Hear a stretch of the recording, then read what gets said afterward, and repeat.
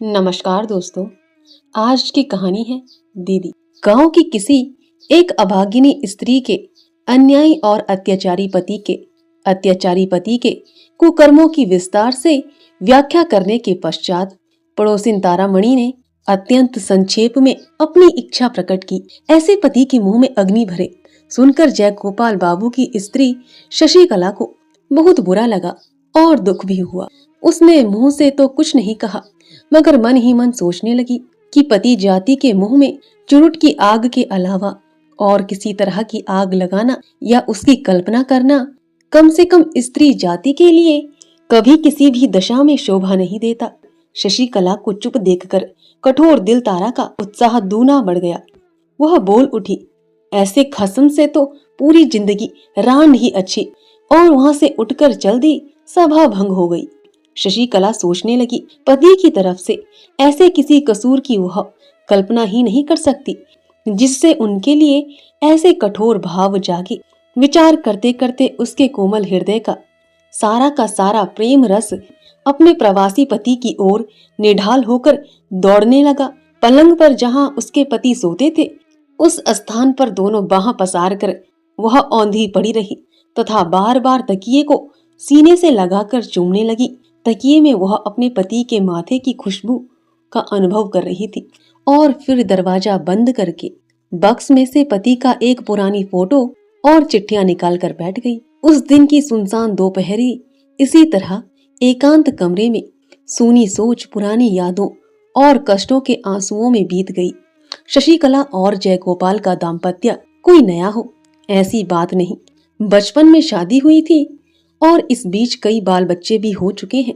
दोनों ने काफी दिनों तक साथ रहकर अत्यंत सहज साधारण तौर पर दिन काटे हैं।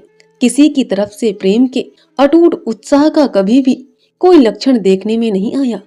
लगभग 16 साल तक लगातार एक साथ रहने के पश्चात सिर्फ आजीविका के लिए ही उसके पति को अचानक परदेश जाना पड़ा। इस बिछुड़ जाने से शशि के दिल में एक तरह का प्रबल प्रेमावेग जाग उठा। विरह के जरिए बंधन में जितना भी खिंचाव पड़ने लगा, उसके नाजुक दिल में प्रेम की फांस उतनी ही तीखी होने लगी।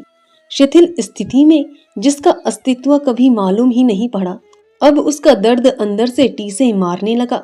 इतने दिन के पश्चात इतनी आयु में बच्चों की मां होकर शशि आज वसंत की दोपहरी में सूने में विरह शशैया पर पड़ी पड़ी यौवन से भरपूर नववधू का सा स्वप्न देखने लगी। जो प्यार जाने अनजाने में उसके जीवन के सामने बहा चला गया है, अचानक आज उसी के कलकल गीत से जाकर वह मन ही मन बहाव के विपरीत तैरकर पीछे की तरफ बहुत दूर पहुंचना चाहती है, जहां सोने की नगरी में घने वनों की भरमार है, प्रेम की दीवानगी है। किंतु अतीत के उस सुख की संभावना में पहुंचने की अब तरकीब क्या है और जगह कहाँ है, वह सोचने लगी। अब की बार वह पति को अपने पास पाएगी, तब जीवन को नीरस और वसंत को बेकार बिल्कुल नहीं होने देगी। कितने ही दिन, कितनी ही बार उसने मामूली विषयों पर बहस और छोटी छोटी बातों पर लड़ाई करके पति को परेशान कर डाला है। आज तपते हुए चित्त से, एकांत इच्छा से कि भविष्य में वह कभी भी झगड़ालू नहीं बनेगी, कभी भी उनकी इच्छा के विरुद्ध न चलेगी, उसकी आज्ञा का हर प्रकार से पालन करेगी। अब सारे काम उनकी तबीयत के ही करेगी और प्यार भरे नरम दिल से अपने पति का बुरा भला आचरण खामोशी से बर्दाश्त कर लिया करेगी।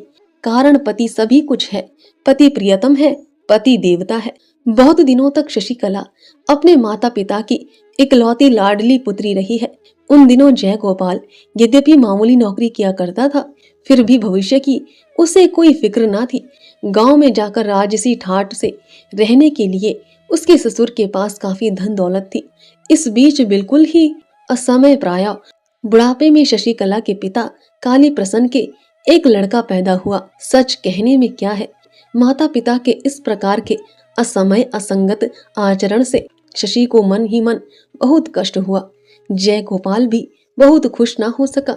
अधिक आयु में बच्चा हुआ तो उस पर माँ बाप के लाड प्यार का ठिकाना ना रहा। उस नवागत नन्हे से दूध पीते नींद के लिए व्याकुल साले ने अनजाने में न जाने कैसे अपने कोमल हाथों की छोटी छोटी मुट्ठियों में जय गोपाल की सारी उम्मीदें पीसकर जब चकनाचूर कर दी, तब वह आसाम के चाय के बगीचे में नौकरी करने चल दिया। सबने कहा, सुना कि करीब ही कहीं नौकरी ढूंढकर यहीं रहो तो अच्छा हो, किंतु चाहे सर्वसाधारण आ जाने से हो या चाय बागान की नौकरी से रातों रात बड़ा आदमी बनने की आशा से, उसने किसी की बात पर ध्यान नहीं दिया।